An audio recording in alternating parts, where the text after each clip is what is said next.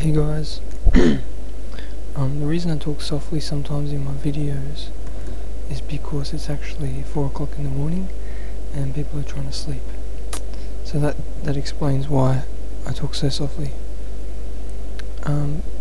This is in reply to dbrown1210. I think he or she, they haven't told me what their sex is, asked the question, what do I think of life after death? I think life after death, I believe what the Bible teaches about heaven. The Bible teaches us that heaven is a place, it says in the Bible that it's an eternal marriage, or an eternal banquet. So it's like a place of happiness and goodness and joy. But also she asks, or he or she asks, where is heaven? Does it have to be anywhere? Because heaven, as far as I know, I think it's out of time and space. Because if God created time and space, but then again he created the heavens and the earth, didn't he? So they'd have to be in space. I don't know about that. I'm not sure. I've had a feeling like, I sort of think like heaven might be like a parallel world to earth. Like it's not of this world. Like Jesus kept saying, I'm not of this world. And if I was of this world, then, my kingdom would have come already, sort of thing. I don't know, it's a deep theological question really, where is heaven? Maybe heaven doesn't have to be anywhere, maybe it's outside time and space.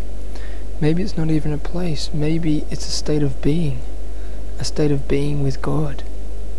So we could be with God right now, like, how we have a sense of peace and we're with God. Well, maybe heaven is that sort of ultimate connection with God and the ultimate peace of God, without any sin. So sort of the connection Jesus would have with God is probably what we experience in heaven. That ultimate oneness with the Father, ultimate connection. And the Bible also says heaven is like a marriage.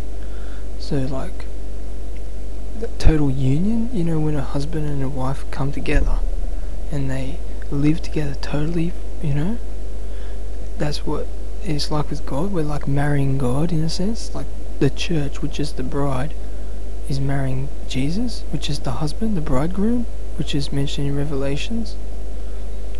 And it's that sort of sense that it's just that eternal bliss, the eternal honeymoon, the eternal marriage. But I don't think it's a marriage with good times and bad times, like, how you got hard times and you get divorced and stuff like that in earth. I don't think it's that sort of marriage. I think it's that like perfect marriage that everyone dreams about. But a marriage with Jesus and His Trinity, like God the Father, God the Son, God the Holy Spirit. That's what I think heaven is all about. And I think we can experience heaven on earth when we come close to God, when we're at peace with God, and when we try to live His ways. Because really, I think, like Jesus says, let your will be done on earth as it is in heaven. So really, maybe heaven is God's kingdom fulfilled. Like what we're trying to establish on earth is like a foretaste of what is already made in heaven.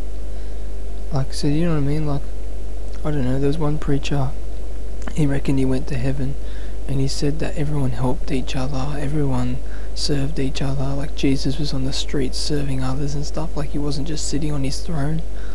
And his name's Jesse Duplantis, the guy who went there.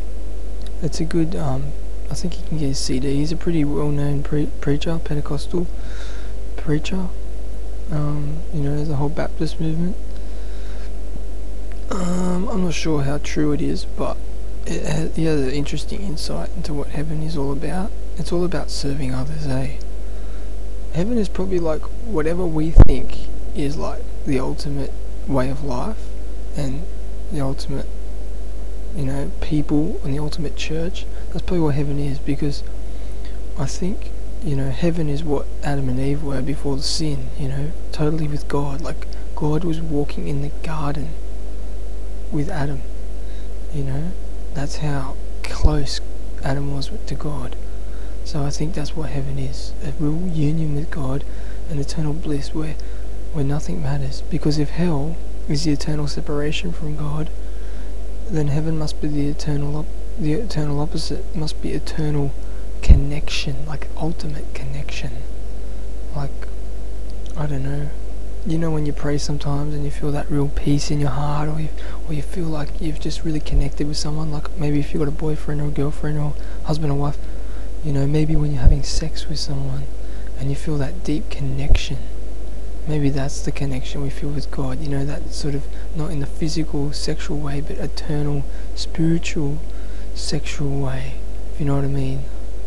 I'm not trying to be sick, I'm just trying to be real. That's how I see it. It's like the eternal fulfillment and the eternal connection with God. So I hope I answered your question, and keep them coming. Thanks. See you later. Bye.